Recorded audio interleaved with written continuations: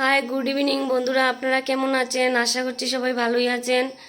আর আজকে আমি সকাল সকাল ভিডিও বানানোর সময় পাইনি, কারণ আমার ছোটো বোন এসেছিল ওর মেয়েটাকে স্কুলে দিয়ে, তো আমার এখানে চলে এসেছিল।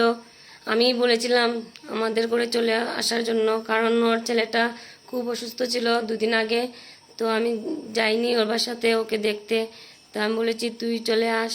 তারপরে আমি মনে মনে ভাবলাম আসলে তো ওইখানে আমি বাবুটাকে দেখে নেব, তার কারণে আমি বলেছি আসার জন্য। ও এসেছে আমার কোথায় এসে, তারপরে ও সারাদিন আমাদের এখানেই ছিল।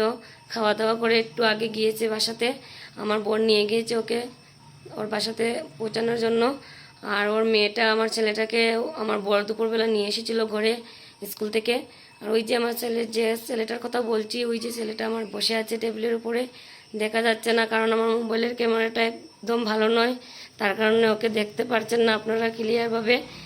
আর বসে বসে বিস্কিট খাচ্ছে, অনেক দুষ্টু। ওকে বলেছি পড়তে বসতে, ও বসছে না, বলছে দিদি দাদা আসলে ওদের সঙ্গে বসবো, তাই হাই বলে দাও। হাই।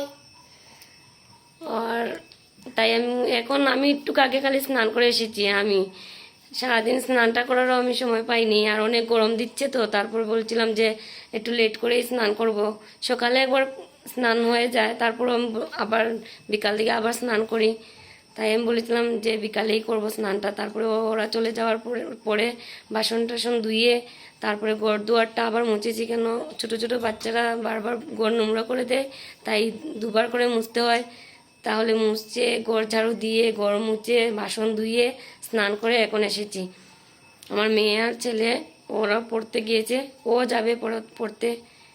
ওকে বুধবার থেকে পড়াতে পাঠাবো, কারণ নতুন টিউশনি মেতেছি তো। আর আগে যেটাতে পড়তো সেই ম্যাডামটাকে আমি বারণ করে দিয়েছি ওদেরকে পড়ানোর জন্য, কারণ হলো ও একটা মেয়ে, ও কলেজে যায়, তার কারণে ওর টাইম কম মিলে। তার কারণে আমি বলেছি হবে, আপনার না পড়ালেও হবে, আমি অন্য মাস্টার দেখে নিয়েছি ঘরে পড়ানোর জন্য বলে ছাড়িয়ে দিয়েছি।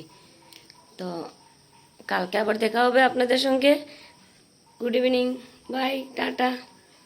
আপনারা তো একদম আমার ভিডিও তো দেখেনি না, আমি তো দেখেছি, দুটো ব্লগ ছেড়েছিলাম আগে, দেখেছি দুটোতে কেউ দেখেনি আমার ব্লগটা। তারপর আমি ছেড়ে যাচ্ছি ভিডিও, আপনারা দেখবেন, সাবস্ক্রাইব করবেন আমার চ্যানেলটাকে। মনে দুঃখ নেই না, কারণ নতুন নতুন খুলেছি তো, তার কারণে একটু এখন আমার ভিডিওটা কারোর ভালো লাগবে না আমি জানি, আস্তে আস্তে সবাই দেখবে, তার কারণে আমি মনে কিচ্ছু নিচ্ছি না। তো বন্ধুরা আপনারা আমাদের সঙ্গে থাকবেন, আমার সঙ্গে থাকবেন। সরি একটু ভুল হয়ে যায়, বেশি মারতি, তার কারণে বেশি কথা বলি, একটু ভুল হয়ে যায়। তো বাই, কালকে দেখা হবে আবার।